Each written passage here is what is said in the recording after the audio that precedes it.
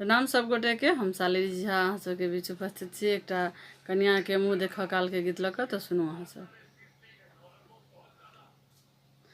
कहाँ गेली की भेली सासुर सोहागिन हे सीता घर एली। कहाँ गेली की भेली सासुर सोहागिन हे सीता घर एली।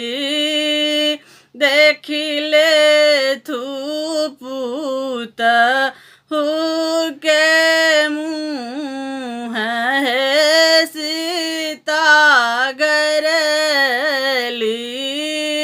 देखिले थूपूत के मुँह है सीता घर एली।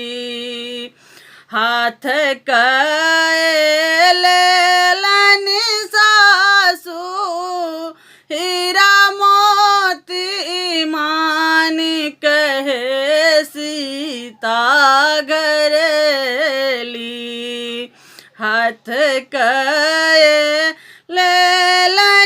सासु हीरा मोती मानिक हे सीता घर एली।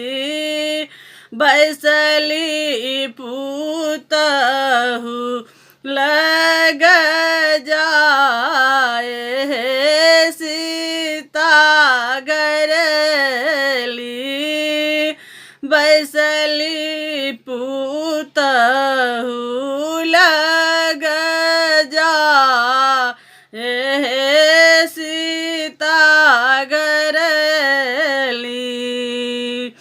हाथ ले सासु सिंदूर के पुरिया है सीता घर एली।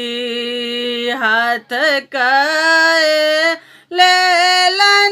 सासु सिंदूर कपूरिया है सीता घर एली।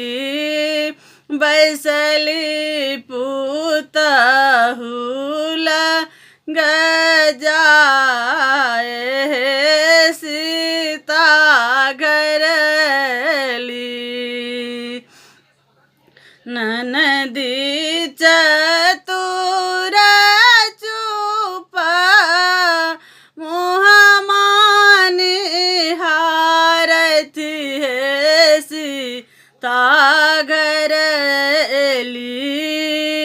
एक बेर खोलू भौजिया आँखि हे सीता घर एली। एक बेर